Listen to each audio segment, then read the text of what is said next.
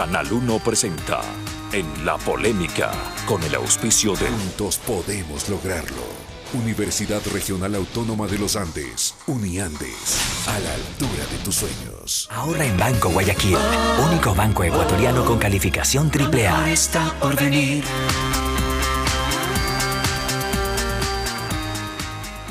Saludos cordiales, gracias por acompañarnos. Este es el programa En la Polémica. La semana que concluye ha estado marcada por una serie de acontecimientos de carácter local e internacional. El Papa Francisco ha desarrollado una intensa agenda de peregrinación que enlazó Cuba con Estados Unidos, o podríamos decir Estados Unidos con Cuba. El Tribunal de La Haya se pronunció a favor de dar trámite a la querella interpuesta por Bolivia en su refriega con Chile. En La Habana, el gobierno de Colombia y las FARC dieron un paso sustancial en el afán de construir la paz. El escollo de la justicia y de los procesos judiciales fueron superados. En Quito, Venezuela y Ecuador abrieron un camino de entendimiento en la complicada relación, especialmente en la zona de frontera. En lo nacional, en lo local, se han registrado una serie de episodios violentos que oscurecen el ambiente cargado de tensión e incertidumbre. La asambleísta Lourdes Tibán fue agredida. El concejal Antonio Ricaurte fue maltratado con palos, botellas y golpes de puño al salir de una audiencia judicial. El Consejo Municipal de Quito se enfrascó en una vocinglería poco edificante.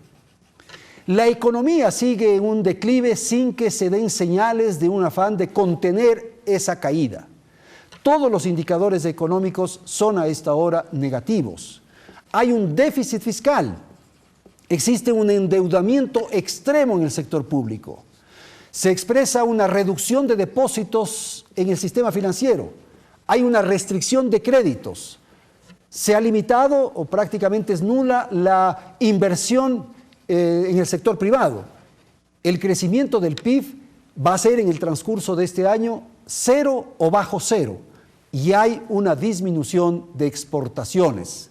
Se aprecian retrasos en pagos a proveedores estatales, en fin, el panorama no es bueno.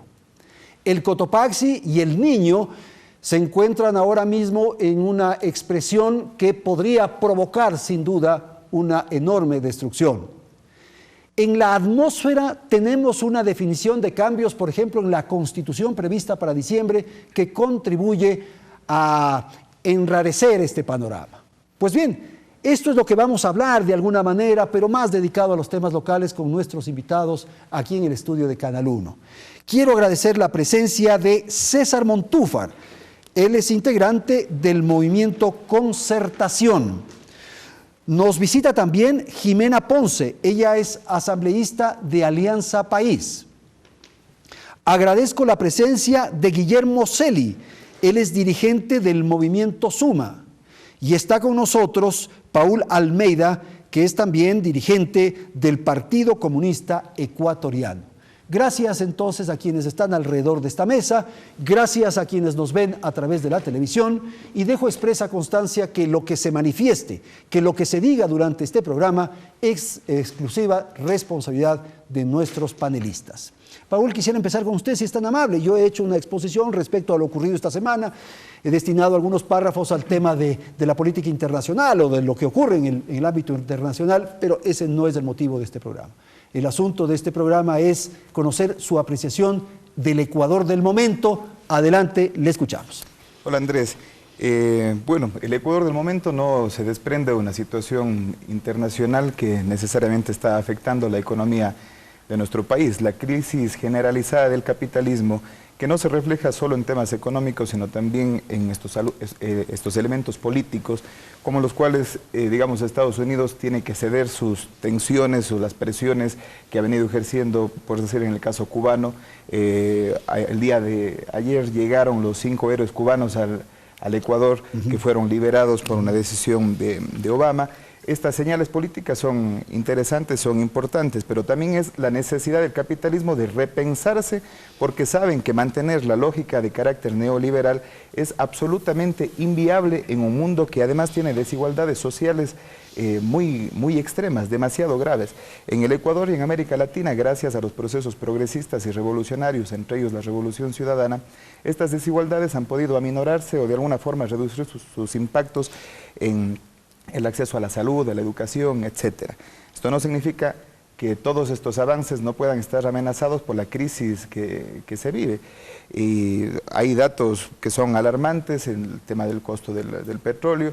Yo creo que nuestro gobierno ha logrado tener una política inteligente para evitar que estos impactos globales lleguen o se sientan más en el bolsillo de los ecuatorianos y las ecuatorianas. Pero bueno, esta situación económica que también ha sido aprovechada por los sectores de la oligarquía y los sectores de oposición para tratar de generar una crisis, yo digo, en la opinión pública. No nos olvidemos que acabamos de superar unas jornadas que se dicen de movilización. Para nosotros son los intentos de conspiración en contra del proyecto político de la Revolución Ciudadana, donde se han dicho muchas mentiras, se han utilizado como pretexto iniciativas como la propuesta de ley de herencias, y que ahora, como en lo que pasa a veces en los medios de comunicación, esta televisión que lo que pretende es vender, se dan unas plataformas para los shows mediáticos. Está el caso de Ricaurte, lo que pasa con Lourdes Terán, que se tendría que aclarar, hay que aclararlo, porque la violencia, venga de donde venga, no tiene por qué ser aceptada en un proceso democrático como el que vive nuestro país. La agresión a Ricaurte tampoco... No se justifica, ¿no? No se va a justificar. Claro. Pero las contradicciones y cómo se pretende utilizar o manipular estos hechos para afectar al gobierno nacional es lo que también tenemos que decir y tenemos que oponernos y se tienen que denunciar. Está bien, Paul, esta primera intervención suya. Voy a dar la palabra a César para comentar esto que hemos planteado como tema de debate. A ver, por favor. Mire, a mí me parece que el diagnóstico que usted, Andrés, dio al iniciar este programa es un diagnóstico que nos debe llevar a todos los ecuatorianos a una seria reflexión. Y esa reflexión debe ir, me parece a mí, encaminada hacia que el Ecuador, y yo creo que aquí le corresponde al gobierno una actitud, yo diría, objetiva y autocrítica, porque me parece a mí que sería importante por parte del oficialismo una autocrítica de a dónde nos ha llevado estos 8 años de llamada Revolución Ciudadana y la situación en la que el Ecuador se encuentra en este momento. Porque me parece a mí que más allá de la polarización, del ataque, la descalificación con la que el gobierno pretende resolver los problemas del país, en este momento es absolutamente necesario sopesar la gravedad de la situación que tiene el Ecuador, una situación grave en lo económico, también en lo político, también en lo social, digamos, yo diría, lamentablemente a la que se suman eventos naturales que son muy serios, una situación internacional, yo diría, de una gravedad también y de un impacto muy fuerte para el país. Pero yo diría, me parece a mí que el gobierno, el oficialismo, debería en este momento tomar la iniciativa para decir al Ecuador, estos son los problemas. ¿Y cómo hacemos para resolver estos problemas? Yo creo que ya, más allá de echar la culpa a uno, echarnos la culpa unos a otros, el Ecuador en este momento se merece un diálogo real, un diálogo objetivo, un diálogo entre todos los sectores para encontrar una salida a una situación que puede resultar catastrófica. Una primera señal debería ser reconocer la existencia de los problemas. Bueno, yo creo que tiene que... Y una vez que ocurra eso, enfrentarlos, sí, buscar una fórmula. Me parece que sí, yo creo que debe haber un reconocimiento de que estamos en una situación crítica. Podemos discrepar sobre las razones de la situación, las causas de la situación crítica, pero nadie puede en este momento decir que la economía ecuatoriana goza de buena salud. No quiero decir que es por culpa del gobierno o por la situación internacional, pero tenemos un problema muy serio, un problema serio que puede incluso poner en riesgo un esquema monetario que, sin ser lo mejor, de una u otra manera ha permitido estabilidad. Pero el punto, y además tenemos un evento, tenemos unas amenazas naturales que son también muy complicadas, pero el punto aquí es que me parece a mí que el gobierno y el presidente Correa en este momento tienen la responsabilidad, tendrían una responsabilidad frente al país de decir, a ver, aquí hay un problema, ¿cómo hacemos los ecuatorianos para encontrar salidas comunes? Y eso pasa, me parece a mí, por olvidarse de la descalificación, del ataque, de las agresiones verbales. Pasaría también por una señal, me parece a mí fundamental, que sería, dejemos el tema de las demandas constitucionales si quieren para después, pero concentrémonos como ecuatorianos, unidos para resolver estos temas. Ok, perfecto, César. Por favor, Jimena. Bueno, qué gusto estar compartiendo. Gracias también, muy gentil. En este momento estos temas de trascendencia, que creo que un elemento central que se ha venido planteando y que de hecho también es un eje central de los diálogos, es también las responsabilidades que asumimos cada uno de nosotros en llevar adelante una aspiración del pueblo ecuatoriano de un país con justicia social y equidad. No debemos perder eso de vista, esa ha sido una determinación desde el 2008 que también se ha replicado en las diferentes elecciones en las que el proyecto que ha venido trabajando, dando muestras de que es posible conseguir más equidad, disminuir la pobreza con decisiones acertadas que se han venido tomando, pues hay que seguirlo llevando adelante. Ese creo que es un elemento central, que la política y la economía no están ajenas a ese gran objetivo que se ha definido el pueblo ecuatoriano de que se distribuyan de mejor manera los recursos, de que tengamos mayor democratización en el acceso al conocimiento, en el acceso a los bienes, en el acceso al agua, a la tierra, a los bienes productivos, a las empresas. Creo que en que el sector financiero sea un apuntalador del sector productivo, que no sea un sector aparte, que lo único que haga es ganar, sino que sea un elemento fundamental, un engranaje de todo un sistema productivo, en el que la economía popular y solidaria se vaya consolidando como una forma de organización de la producción diferente y mucho más solidaria, como su nombre lo dice, pero que en esta forma de asociatividad pues se den las mejores condiciones de igualdad en mecanismos de producción. Creo que esas son las aspiraciones que no hay que perder de vista. No por tomar, no es que listando los problemas vamos a olvidarnos de las causas que los generaron. Yo creo que hay que estar claro, como ya decía Paul, hay un modelo que ha permitido que esos problemas se den, por tanto la solución está en ir desarticulando ese modelo. Y eso es lo que hemos venido haciendo. El mismo tema de los cambios en las leyes, las aprobaciones de las leyes que tenemos pendientes, aquellas que hemos trabajado en la Asamblea, pretenden ir o van haciendo que esta concreción de estas aspiraciones sean absolutamente ciertas.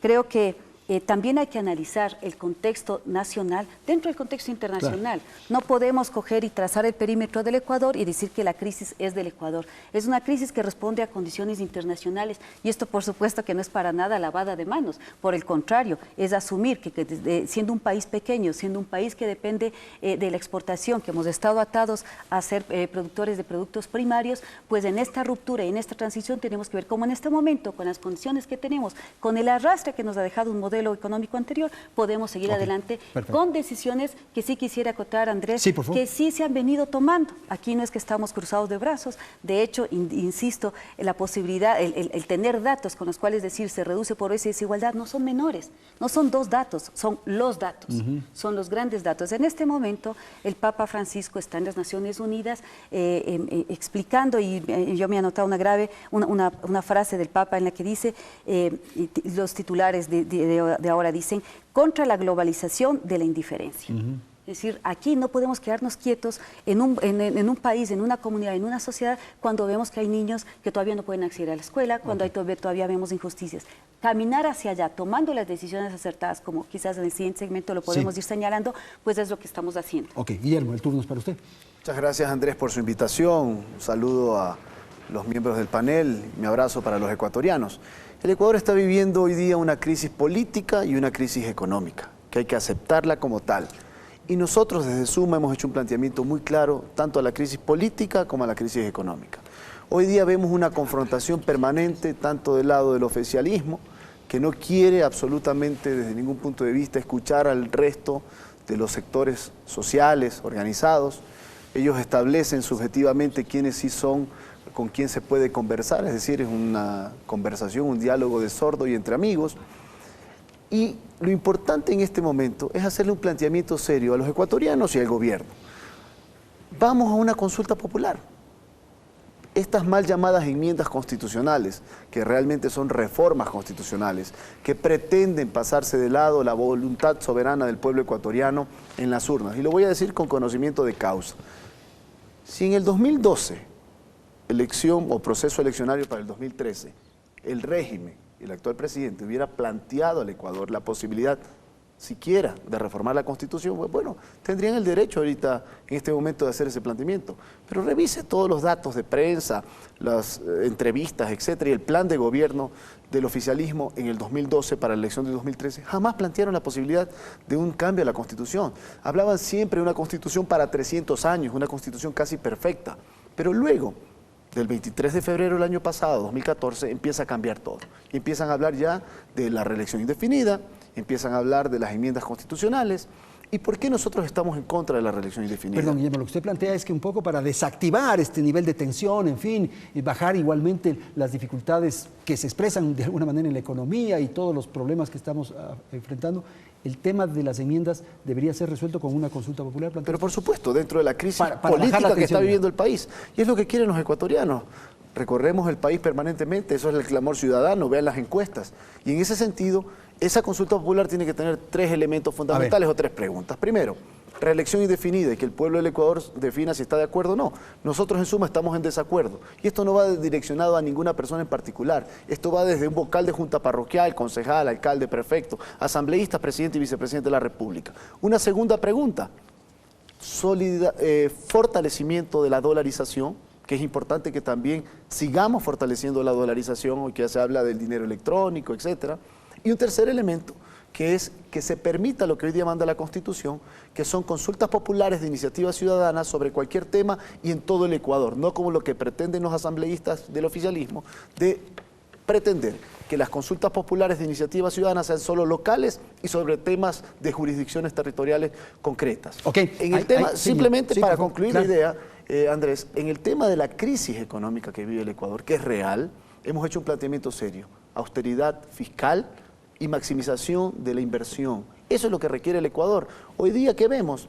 Que tenemos 2 aviones presidenciales que cuestan casi $100 millones y no me van a decir que con eso no solucionamos la crisis, pero yo sí les voy a decir que con $100 millones muchos de los municipios que hoy día están en problemas, tanto por el problema del Cotopaxi como por la presencia del fenómeno del Niño, los requieren. O también, ¿por qué no fusionar o eliminar ministerios que tienen, por ejemplo, este Ministerio de la Felicidad, del Buen Vivir, que se gastan 12 millones al año?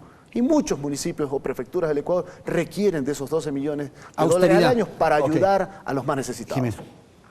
Bueno, yo creo que hay que aclarar algunos temas, ¿no? Es decir, no voy a entrar en el juego de adelantar la campaña electoral, de adelantar la campaña. Ya está adelantando, Guillermo, dice usted. Pero por supuesto, ya está lanzando sus propuestas. Creo que yo quería señalar los elementos que sí se han tomado, decisiones que se han tomado que permiten sostener al país, que han permitido sostener al país en una crisis global que ahora es posible que se le empiece a sentir, pero que ha estado presente en Europa, que ha estado presente en América del Norte en estos últimos años y que en Ecuador no lo hemos sentido. De hecho, nuestros indicadores económicos de los de crecimiento del PIB han sido mejores que los de los países hermanos de la pero región. Pero en ese momento no era un problema del mundo, era un problema nuestro, en el sentido de que nosotros teníamos plata, nosotros teníamos dinero un buen manejo y de teníamos la economía. una bonanza. Renegociar la deuda externa, renegociar los contratos petroleros nos han permitido tener dinero público para poder hacer las inversiones. Pero ¿Qué hemos hecho? no se construyó un sector privado que pueda responder frente a una crisis. Un sector privado, solo le pongo un ejemplo como el financiero, que en estos 8 meses del 2015 ha ganado 2.1% más que lo que han ganado en los 8 meses del 2014. Es decir, un sector financiero que va consolidándose y que tiene que ser, ahora su orientación, un motor para la producción. Es decir, dejar de ser ese sector solo especulador, ese sector irreal, digamos, etéreo de la economía y pasar a ser parte de un sistema productivo real.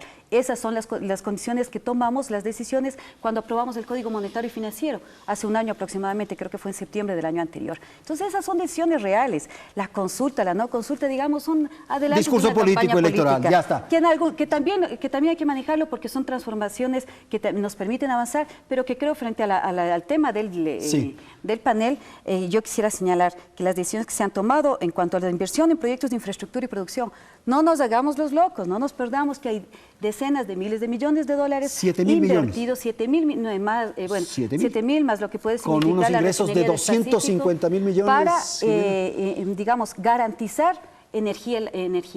Imagina lo que es un país que tenga soberanía en la energía, lo que significa eso para el aparato productivo. Ok, vamos, ya le doy a Paul. Yo creo que en el Ecuador tenemos que hacer un esfuerzo grande, y yo creo que es responsabilidad de la clase política para abandonar este diálogo de sordos. Me parece a mí que si seguimos en esta línea de que yo tengo la razón, y solo yo tengo la razón, y los otros son el capitalismo global, la derecha, la oligarquía, o de nuestra parte, hablo porque yo soy un actor de oposición, son los borregos, los sanducheros, etc. Si seguimos en ese debate, si la política ecuatoriana se reduce a un debate de esta naturaleza, en que yo tengo la razón y el resto está equivocado, sencillamente estamos al borde de provocar en el Ecuador, por la irresponsabilidad de la clase política, una crisis que puede ser una crisis sin salida, sin solución. Pongo un escenario que ojalá no ocurra, Supongamos que el precio del petróleo cae a 20, 25, 30%. Supongamos que el fenómeno del Niño, que parece va a golpear la costa ecuatoriana, y no solamente la costa, la golpea con mucha fuerza, y que el proceso eruptivo del Cotopaxi termina en una situación mucho más compleja, mucho más dolorosa, mucho más crítica. ¿Qué vamos a hacer? ¿Nos sirve en ese momento, nos serviría en ese momento decir yo tengo la razón? ¿Descalificarnos? ¿Nos serviría descalificarnos o citar al Papa Francisco? ¿Acaso eso nos va a salvar? No.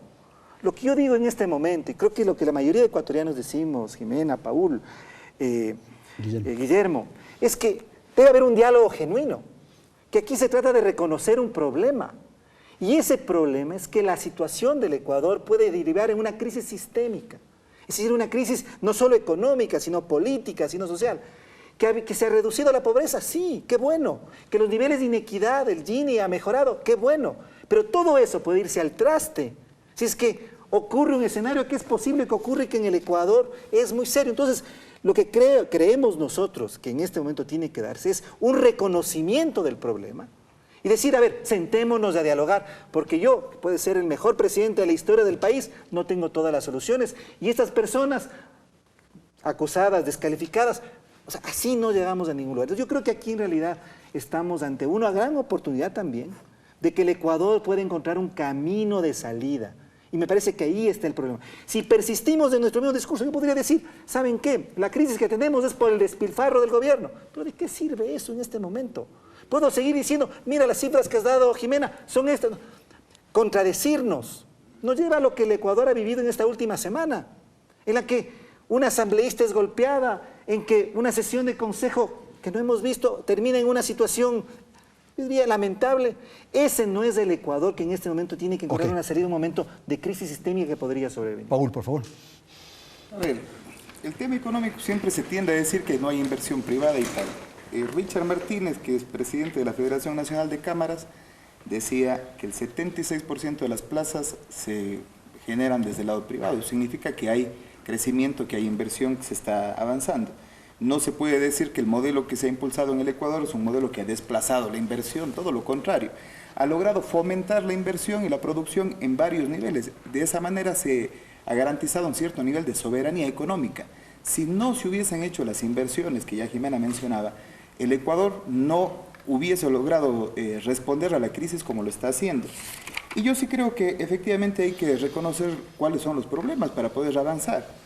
Y hay problemas en la economía que no se pueden resolver con medidas neoliberales ni capitalistas, porque es justamente ese sistema el que nos tiene estos problemas. Nosotros desde el Partido Comunista Ecuatoriano pero ahí, Paul, por ejemplo, ¿para qué ir al Fondo Monetario Internacional? ¿Para qué recurrir al Banco Mundial? Si ellos son los que establecen estas recetas neoliberales, por ejemplo. Si es que te van a prestar sin ponerte condicionamiento, no importa quién te preste. Pero lo importante es que no existan condicionamientos como antes pretendían las cartas de intención.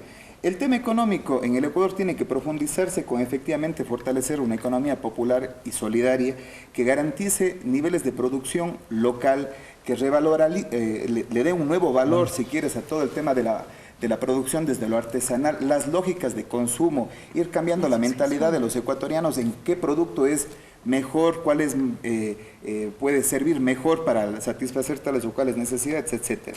Trabajar e impulsar realmente procesos de reforma agraria, una reforma agraria que tenga en su plataforma no solo la tenencia de la tierra, sino toda la cadena de comercialización. No es posible que el plusvalor de la situación agraria se quede en las cadenas de intermediarios o en los grandes comerciantes. Entonces es necesario tener un modelo que desde la inversión estatal incluso pueda superar el problema de los monopolios. Eso en términos económicos. Entonces, sobre esas cosas es difícil dialogar con la gente que tiene propuestas que te plantean volver a la lógica capitalista. Se dialoga, por supuesto, entre quienes apuntalamos a mismos objetivos que posiblemente vemos caminos diferentes. Y el objetivo no es, Andrés, compañeros y compañeras, no es solo superar la crisis, es superar la crisis manteniendo un sistema, insisto, con una lógica de explotación, o superarlo con un sistema que te permita una redistribución equitativa de la riqueza. Y la oposición tiene que reconocer el problema. El problema de la oposición es que no está en el poder. toda la plataforma de crisis política que tienen, la preocupación sobre las enmiendas constitucionales, las preocupaciones sobre los otros actores, lo que se dice sobre la libertad de prensa, de opinión, no son problemas en sí reales. Se generan argumentos, por decir, frente al tema de las enmiendas, cuando la verdadera preocupación que se tiene es la reelección del presidente. Lo único que les preocupa de las enmiendas es la reelección del compañero presidente. Guillermo, una intervención final antes de ir al corte comercial. Sí, democracia es escuchar y democracia también es rectificar. Y es lo que nosotros hemos hecho el planteamiento al régimen. Hay que escuchar y hay que rectificar dentro de un marco de solucionar el problema. Aquí no queremos ahondar la crisis. Desde Suma más bien hemos hecho planteamientos serios para salir de la crisis. Y el tema de ir a una consulta popular, pero desde el lado del oficialismo dicen que han ganado 11 elecciones. Yo les corrijo, 10, porque el 23 de febrero no fue así. Por ejemplo, Quito no lo ganaron, Portoviejo, Manta, Santo Domingo, Tulcán, y esa es la verdad de lo que sucedió. Entonces, en ese sentido, primero hay que poner las cosas claras, marcar la cancha y señalar con toda franqueza de que es importante que el pueblo del Ecuador se pronuncie en las urnas por temas democráticos y temas que sí van a regir el futuro de los destinos del país, por un lado. Y me quiero referir al tema que nos preocupa sobremanera, que es la situación económica del Ecuador. Hoy día, que muchas personas están cayendo en la desocupación, hoy día que el nivel delincuencial empieza a crecer y basta leer los periódicos, escuchar la radio y ver la televisión. Eso tiene que ver el gobierno y tiene que ver el oficialismo. Y en ese sentido, el planteamiento de un proceso de austeridad, de disminución del gasto corriente, es lo ideal y una maximización de la inversión pública. Escuchamos hace 3 semanas, Suma hizo hace 3 meses el planteamiento del plan de austeridad, hace 3 semanas el presidente hace un planteamiento de la posibilidad de eliminar ministerios y sobre todo esto va con asesores ministeriales. ¿Cómo es posible? Hace 3 semanas sale una publicación del diario Expreso de Guayaquil, donde se dice que el ministro de Agricultura, que se supone que tiene que ser un experimentado conocedor del área, tiene 39 asesores que se invierten o se gastan $1.900.000 al año en asesores. Yo pregunto, el país, los ecuatorianos, a través del Banco del Tormento, porque hoy día es un tormento y no es un banco de desarrollo ni de fomento, deberían entregar ese $1.900.000 en créditos a los agricultores de la costa, a los campesinos, a los montubios o a los indígenas de la sierra que lo necesitan de manera oportuna, con acompañamiento, con tecnificación y con comercialización de sus productos. Eso es lo que se necesita y eso es lo que tenemos que debatir en esta mesa. ¿Cómo solucionar el problema cotidiano de la gente, de esa madre de familia o padre de familia que salen a las 5 de la mañana a trabajar para llevar el pan diario a su casa, con dificultades terribles porque no hay posibilidades de mejoramiento de las condiciones de vida? Y quiero terminar esta parte, Andrés, hablando sobre la inversión extranjera. Mientras que nuestros vecinos hermanos, Colombia, tiene $16.700 millones de inversión extranjera 2014, Perú 7.900 millones, nuestro país 740. Algo no estamos haciendo bien. Voy a un corte comercial y volvemos en un instante.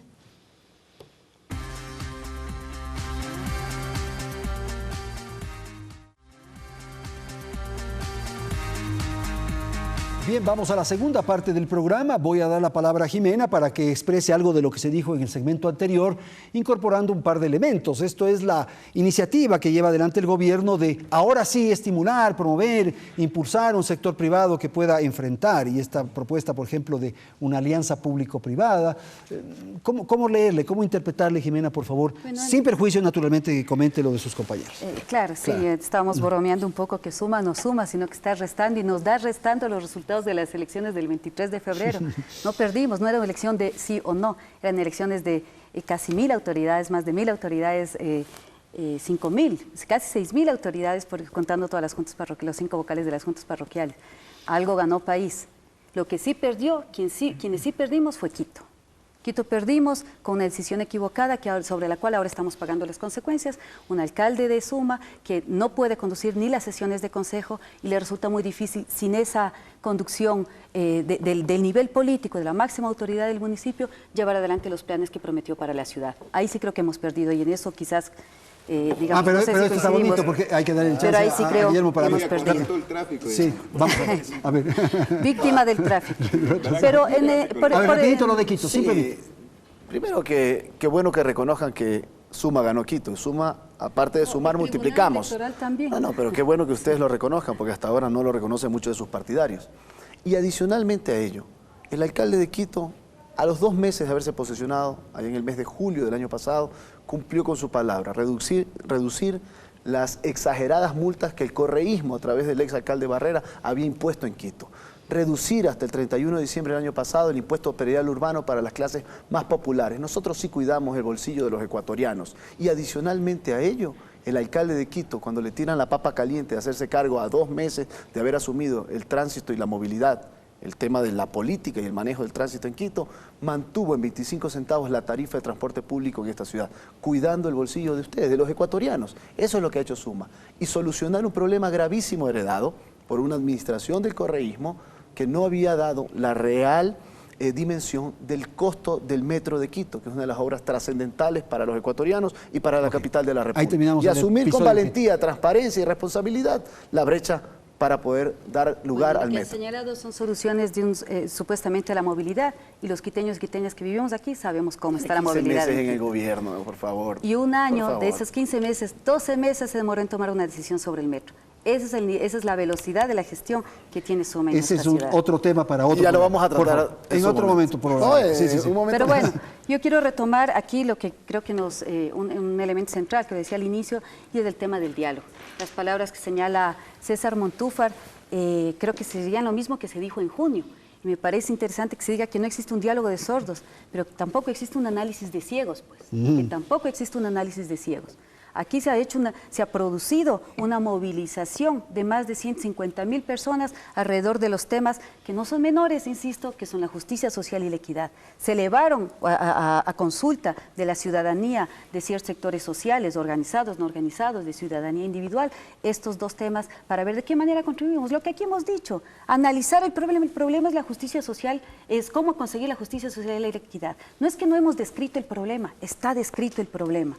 Eso ya lo hemos hecho, esa tarea sí la hemos venido haciendo, y no solo ahora, desde con la misma propuesta con la que llegamos al 2007, que recoge luchas históricas que han descrito el problema, que lo han escrito, que han propuesto soluciones y las cuales hemos venido aplicando. Entonces no es aquí una novedad que ahora sí vamos a sentarnos a reflexionar. Hay que continuar en la reflexión, por supuesto, lo que hemos hecho es esta convocatoria al diálogo en las que quienes han querido participar han participado, y quienes no han querido participar dicen que no les han dejado. Quieren diálogos privados, porque eso se acostumbra en ciertos sectores, quieren diálogos VIP. Guillermo Lasso pide un diálogo VIP, es decir, very important person es él, entonces él pide un diálogo a puerta de alto cerrada, nivel. De alto nivel, solo con el lo que presidente pide Rafael es un debate Correa. con el presidente Rafael Entonces, yo creo que, insisto, no es diálogo de sordos, no hay que desestimar 150.000 personas que se han movilizado, no hay que desestimar las convocatorias que se han realizado a nivel de gobiernos autónomos descentralizados, a nivel del movimiento Alianza País, a nivel de los actores que trabajan más cercanamente a cada uno de los ministerios, a nivel de los actores que trabajan con la Asamblea, porque el diálogo lo llevamos adelante con CEMPLADES, la Unidad de Planificación del Estado, y con la Asamblea Nacional, porque los cambios tienen que ver con la política pública y con la política también, con el tema estructural. Vamos a hacer. Bueno, yo me pregunto de qué nos sirve discutir o debatir quién ha ganado más elecciones en el país. Creo que es una pregunta y un debate insustantivo, insustancial. Tampoco nos interesa, me parece a mí, en este momento echarle la culpa al otro. Creo que la crisis del país es suficientemente grave como para que superemos ese tipo de retórica. Tampoco me parece a mí que nos contribuye un momento como el que vivimos, es decir, solo vamos a dialogar entre nosotros, porque los otros no tienen la razón, porque los otros representan oscuros intereses, porque, son el pasado. Paul dijo porque no está en el poder. Sí, y porque no está en el poder. Más bien, no que no está en el poder. Su problema, el problema para la oposición es no estar en el poder. Es un gran problema, es un inmenso problema que nos descalifican. No, pero no, Paula, así no funciona la política democrática. Precisamente, hay que discutir, hay que dialogar con los que no están en el poder, con los que tienen visiones diferentes. Clinton decía una cosa que es bien interesante. Él decía que la característica, la mayor cualidad de un político es precisamente escuchar a las personas con las cuales no está de acuerdo. Es lo que tiene que hacer un político. Pero lo que digo es que la clase política, el Ecuador tiene problemas económicos, políticos, internacionales, pero el principal problema que tenemos es la clase política que tenemos. Y aquí yo también quiero hacer una autocrítica, porque creo que es importante hacerse autocrítica.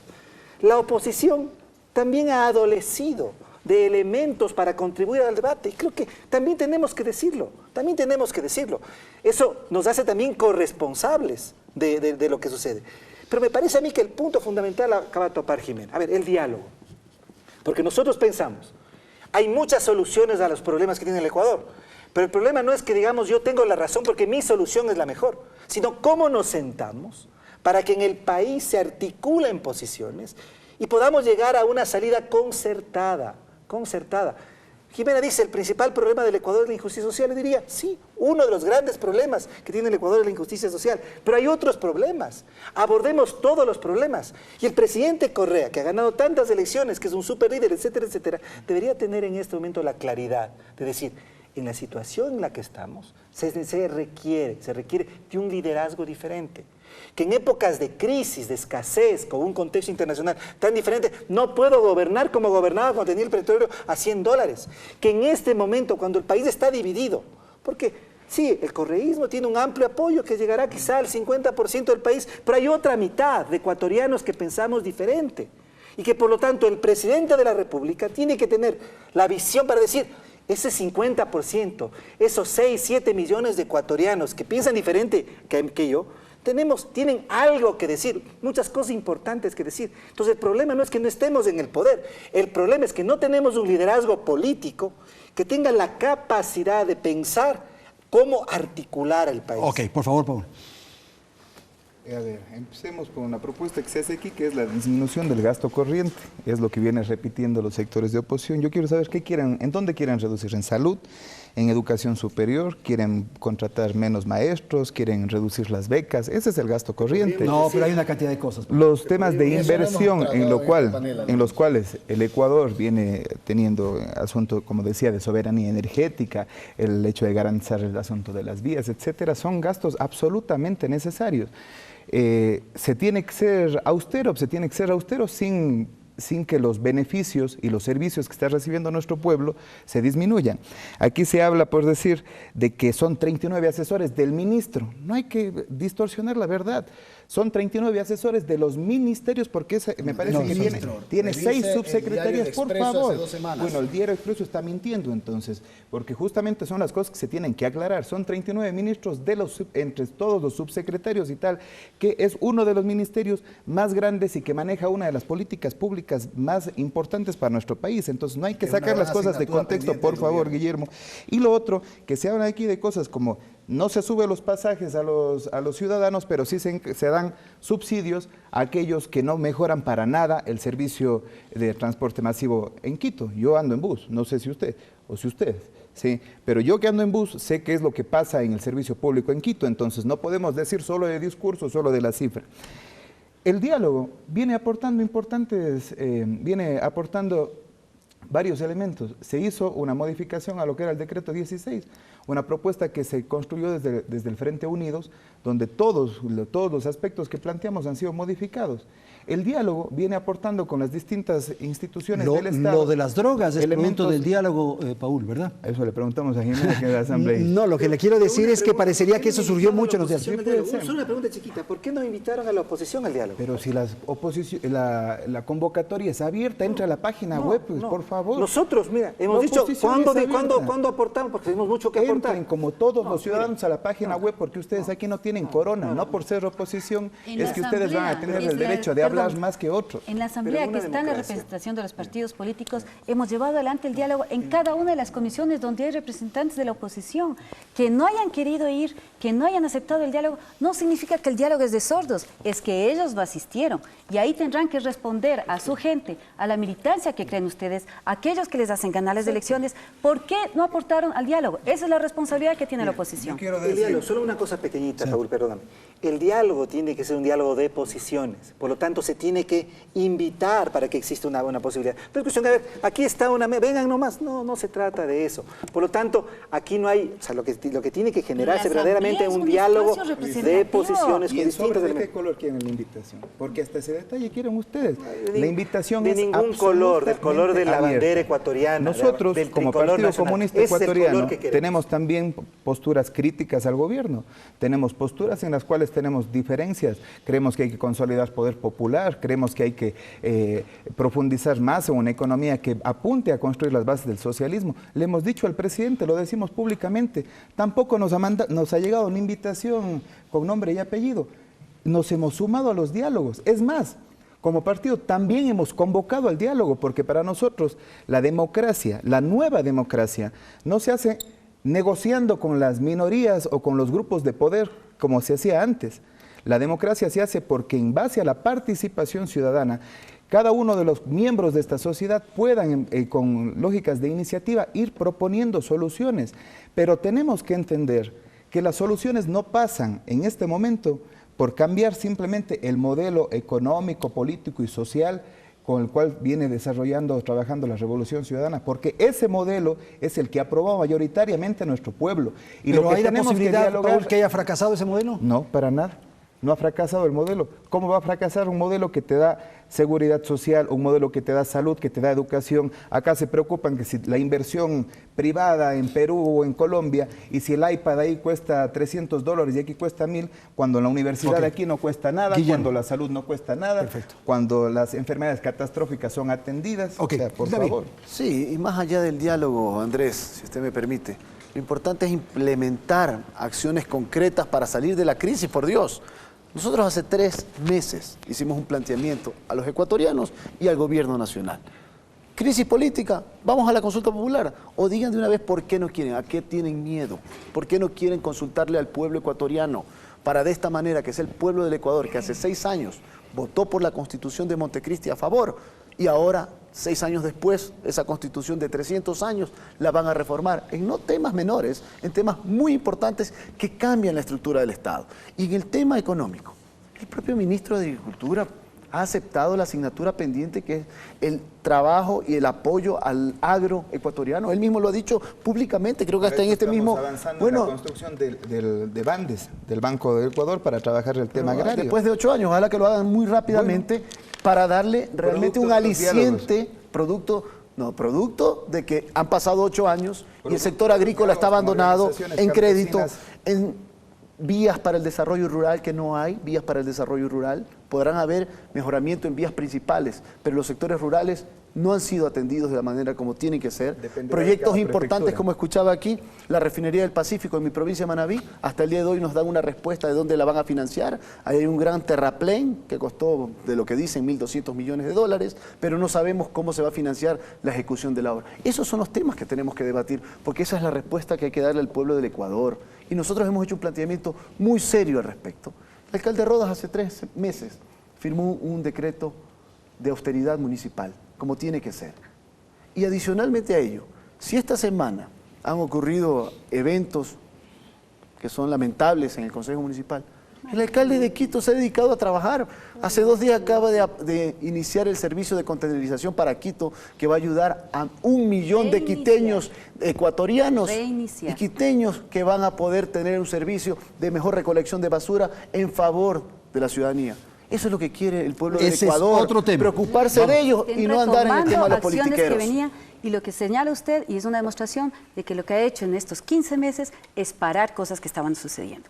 La containerización era un proyecto que debía seguir avanzando, que tenía presupuesto, que estaba financiado, estaba en los planes, y de lo que usted señala, se está reiniciando ahora 15 meses más tarde. Con responsabilidad, acciones concretas en favor a confesión de parte, relevo de prueba. César Montúfar, por favor. Yo creo que en realidad, tenemos los políticos que cambiar de chip. Tenemos que cambiar de forma de encarar los problemas y de relacionarnos. Yo creo que tenemos que admitir... Bueno, pero ese también es una mirada extraña, César, porque yo soy político, pero los políticos tienen que cambiar. Estoy diciendo en primera persona. Tenemos, dije, no dije tienen. Tenemos. Tenemos. Yo soy el bueno y tenemos que afrontar, no saben de política. Este es el país, estos somos nosotros. Tenemos que afrontar la realidad, y la primera realidad que tenemos que afrontar es que no está funcionando las soluciones que estamos aplicando. Que este país ha tenido una década de abundancia y regresa 10 años después a tener los mismos problemas que tenía antes. Que hoy ocurre que cuando baja el precio del petróleo todo se descalabra. Que hoy ocurre que para mantener un Estado gigante hay que subir los impuestos, porque si el precio del petróleo baja, ¿de dónde sacamos la plata? Entonces, Lo que tenemos que reconocer es que la forma como estamos haciendo política no funciona, que un liderazgo iluminado no solucionó los problemas del Ecuador, que hoy el Ecuador tiene igual número o un porcentaje parecido de subempleados y de desempleados de lo que tenía hace 8 años, que el sector productivo sigue dependiendo y sigue siendo un sector productivo sin niveles de productividad, que es poco competitivo internacionalmente. Tenemos que reconocer que a nivel de educación y salud, a pesar de la inversión que ha habido, no han mejorado realmente los grandes problemas que tiene el Ecuador. Que en el Ecuador están regresando enfermedades que ya fueron erradicadas hace tiempo. Que el sector educativo sigue teniendo una pésima calidad. Entonces, creo que tenemos que despertar. Y hablo en primera persona, Andrés, no estoy echando la culpa a otro. Y lo que estoy diciendo es que aquí no se trata de decir, yo tengo la razón, yo gané todas las elecciones, yo soy el más guapo y el más verdadero. Que tenemos que responder ante la ciudadanía de los problemas que tenemos. Entonces, Jimena, ¿por qué no discutimos? ¿Por qué no discutimos? ¿Por qué no conversamos? ¿Por qué no nos ponemos de acuerdo sobre, sí, el diagnóstico y los problemas que hay que encarar? Y no porque no hemos ganado las elecciones, entonces no tenemos nada que opinar. Entonces, yo creo que aquí hay un problema de metodología política. Es la metodología política del caudillo que resuelve los problemas, no funciona. Ni siquiera para desmontar el capitalismo, porque más bien lo que hace es profundizar unas estructuras capitalistas tremendamente inequitativas. Ok, Jimena, por favor. Bueno, aquí parece que queremos inventar la política y desde ahora vamos a solucionar los problemas. No es cierto lo que se está diciendo de que estamos regresando. Por favor, que la gente tenga educación en estos momentos. La educación es un instrumento de liberación. El poder saber hacer. El acceso a la universidad, el acceso del 96% de los chicos que estábamos menos del 90%. No, 93%, 96%. Eso es lo que ha mejorado en acceso a la educación. Se ha aumentado la cobertura en acceso a educación. En universidades se ha duplicado el acceso de afroecuatorianos. Ha disminuido. No ha disminuido. Yo soy profesor universitario, Jimena. Bueno, ya, ahí sí, nuevamente estamos la confesión de parte.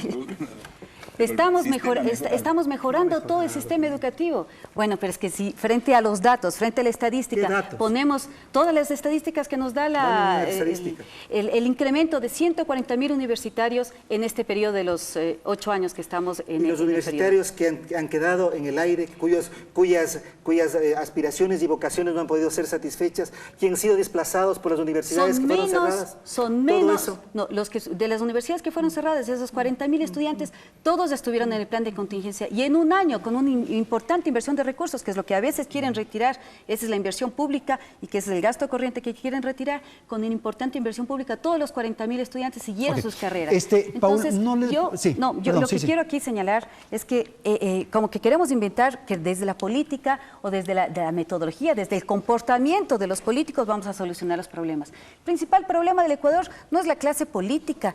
Es también, digamos, aceptemos un poco. Yo creo que el principal problema del Ecuador, o sea, hay que ubicarse, es la inequitativa distribución de los recursos. Pero eso es porque la clase política no ha logrado es la inequitativa conducir los porque ha destinos habido clase de un país política que ha representado a sectores económicos que han querido siempre concentrarlos. Entonces, en esa ruptura es en la que estamos. Yo planteé hace un momento que en esta circunstancia el gobierno, ante la desesperación por la falta de recursos, ha regresado a ver al sector privado para intentar ver si le puede ayudar en la situación. Y una de las propuestas que ha formulado es llevar adelante esta alianza público-privada, que es una forma de presentar la cosa. Es la privatización, ¿sí o no? No, no es privatización. Entonces, creo que hay que ver en dónde se necesita invertir más. Para que los sectores privados lleven adelante eso. Y dónde el Ecuador o el gobierno, el Estado, tiene recursos para invertir. El Estado, en un modelo de izquierda, un modelo que supera el capitalismo, no tiene que hacerse cargo de toda la producción. Esa es una de las cosas en base a las que pero ahora se van a privatizar ciertas actividades. Eso es indudable. No sé qué piensa el Partido Comunista. Se está intentando hacer un esfuerzo, por ejemplo, con Europa para un tratado de libre comercio con Europa. A ver, ¿qué actividad se va a privatizar? Por ejemplo, la concesión de una carretera. La concesión de una carretera. Para eso se hacen contratos que son para que la privada maneje. Son modelos. No, pero es privatizar. Que hay que ver cómo van funcionando en términos pragmáticos, cómo funciona la economía, cómo garantizas que se generen los recursos, cómo garantizas niveles de inversión. Hay cosas que no puedes privatizar, que son los sectores estratégicos, eso además lo establece nuestra Constitución. Un acuerdo comercial con la Unión Europea se tiene que debatir, se tiene que discutir. Como Partido Comunista hemos dicho, tratados de libre comercio, no. Nosotros hemos conformado una comisión especial del Partido Comunista para estudiar el acuerdo comercial y cuando tengamos un estudio mucho más profundo, además valorando todos los elementos económicos nacionales e internacionales, nacionales, están de acuerdo que se firme un tendremos una convenio con postura el Fondo mucho más Monetario clara. Internacional igual? Como te he dicho, si es Si que no hay no condicionamiento importa. político, no importa de dónde vengan los recursos. Si uno va a comprarse una casa, no ve qué banco te va a prestar, sino el que te dé las No, pero mejores para llevar al condiciones extremo, para el pero si préstamo. el que te vende es un cartel de algo. Hay algunos elementos ¿Tú le más compras que la creo casa? que se tienen que ir puntualizando sobre esto de los problemas. Si tenemos los mismos problemas de hace 10 años, no son para nada los mismos. Quienes trabajamos desde las organizaciones sociales, fundamentalmente, quienes conocemos y activamos también en frentes de masa, sí podemos decir que por sí la educación superior sí ha mejorado.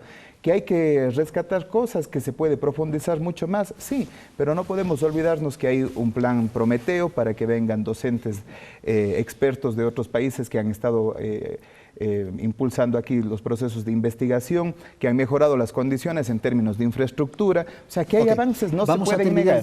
Y en educación básica, acordémonos de que por fin ya esa educación básica y el bachillerato no está secuestrada por la gente del MPD, que eran los que nos tenían en paros todos los años, y quienes estudiamos en escuelas y colegios fiscales sabemos lo que era tener esas vacaciones obligadas 2 o 3 meses porque los señores... Guillermo, lo más rapidito que tengo que ir si al usted me corte, por permite, favor. para concluir en mi idea anterior, ¿o acaso vamos a olvidar, señora Ponce, de que el alcalde Rodas está haciendo la ampliación de la ecovía hacia el sur, o la ampliación del trolebús hacia Calderón, o el intercambiador que se va a hacer en Los Granados, que ya está listo para arrancar, o el intercambiador de Carapungo, o los 4.900, o los 4.000, no, Los Granados es un nuevo, no es el del ciclista, es otro.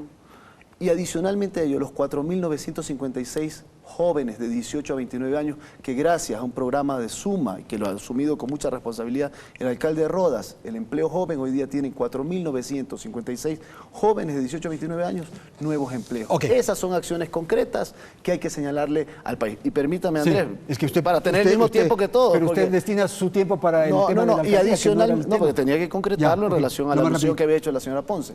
Y lo otro, aprovechar este espacio para hacer un recuerdo al Ecuador. En 97-98, que dicen que son las similares condiciones que van a haber en el fenómeno del Niño, que empezaría en noviembre, de acuerdo a lo que hablan los científicos. Se perdieron 394 vidas humanas de ecuatorianos, 30.000 damnificados, 2.800 millones de dólares de pérdida. Y hay que exigirle, con todo el respeto pero con la frontalidad, al régimen que apoya a los gobiernos locales, sobre todo de la costa, para enfrentar un fenómeno del Niño tan delicado como el que se puede venir. Corte comercial, volvemos en un instante.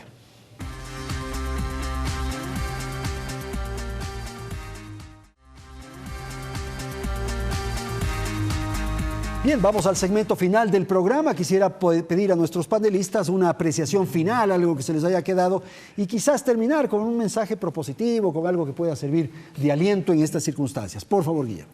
Sí, nuevamente hacer la invitación al pueblo del Ecuador y en particular al gobierno nacional a asumir este plan de austeridad en la parte para resolver la crisis económica que estamos viviendo, y es real lo que estoy señalando. En el bloque anterior señalaba lo que puede ocurrir en el fenómeno del Niño que se avecina, de acuerdo a lo que dicen, en noviembre. Hubieron 2.800 millones de dólares de pérdidas en el 97-98. Hoy día, la balanza comercial por exportaciones de café, cacao, banano y camarón, está ingresando al Ecuador 3.050 millones de dólares. Y con una potencialidad de este fenómeno realmente nos preocupa a todos.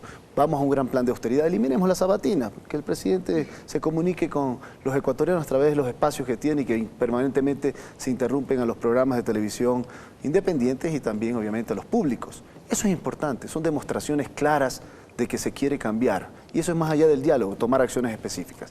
Y en lo político, vamos a una consulta popular sobre los 3 temas, encabezado por la reelección indefinida, que no va direccionado con nadie, para absolutamente todos los funcionarios de elección popular, empezando por un vocal de junta parroquial y terminando con el presidente y vicepresidente de la República. Muchísimas gracias. Jimena, por favor.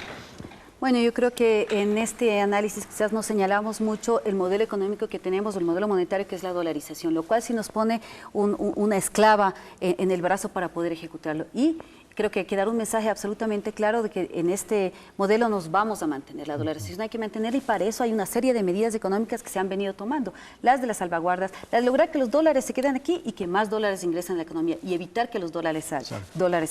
Entonces, esas medidas son las que vamos a seguir manteniendo para que el sistema monetario pueda sostenerse y alrededor de eso todas las políticas comercial, políticas financieras que se puedan compaginar con este tipo de medidas. Pero en el tema de la reducción y de la austeridad, no solo hay que decirlo, lo que puede traer votos, ¿no? Si lo del avión presidencial o de la sabatina, esos lugares comunes. Así nosotros no hacemos política. Y nosotros hacemos política con cifras reales. 2.400 millones de dólares ha sido la reducción al presupuesto del Estado y lo que significa que cada institución pública tendrá que readecuar sus presupuestos y ser mucho más eficiente para lograr, sin bajar la inversión social, sin bajar los servicios sociales de educación, salud, seguridad social, toda la cobertura de jubilados, por ejemplo, no se baja nada, pero todo el resto de las operaciones tendrán que sujetarse a esta reducción presupuestaria. Creo que esos son mensajes claros, mensajes, además, un llamado a la ciudadanía a seguir contribuyendo en estos diálogos que son permanentes, no han iniciado ahora, en el caso de la Asamblea, la socialización de las leyes, que le estoy invitando a César Montúfar a hacerla en la universidad,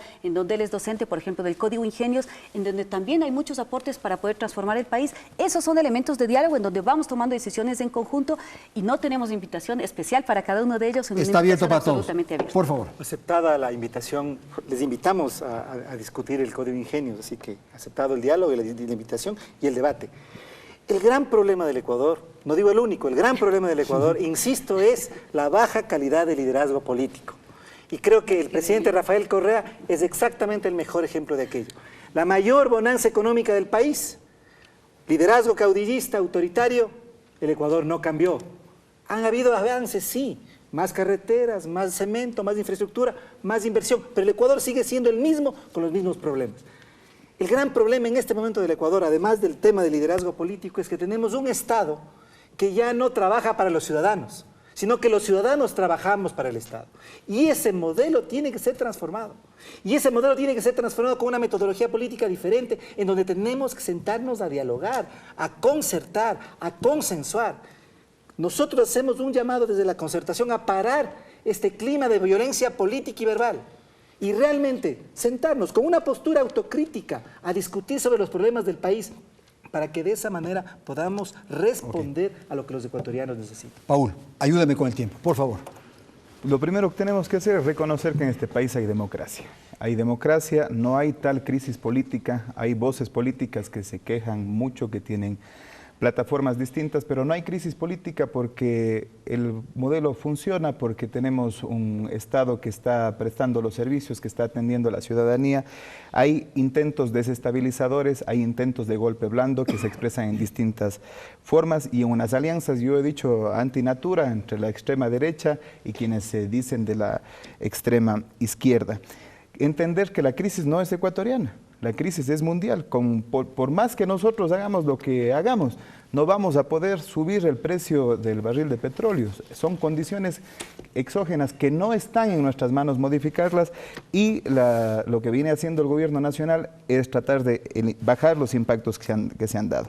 Asumir unidos como ecuatorianos los nuevos retos, pero fundamentalmente defender la democracia, decirle no a la violencia en ninguna de sus expresiones y sumarse constructiva, críticamente y creadoramente a los diálogos que se convoquen desde todos los niveles, sean de gobierno, de las organizaciones políticas y, sobre todo, no mentir. Los políticos no podemos y no tenemos que ser mentirosos. Vamos a ir a un corte comercial y volvemos para despedir el programa.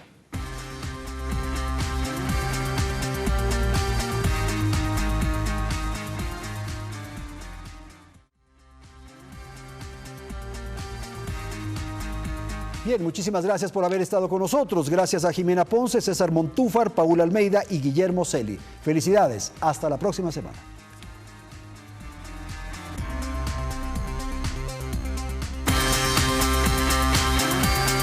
Canal 1 presentó En la Polémica, con el auspicio de Juntos podemos lograrlo. Universidad Regional Autónoma de los Andes, Uniandes, a la altura de tus sueños. Ahorra en Banco Guayaquil, único banco ecuatoriano con calificación AAA. Está por venir.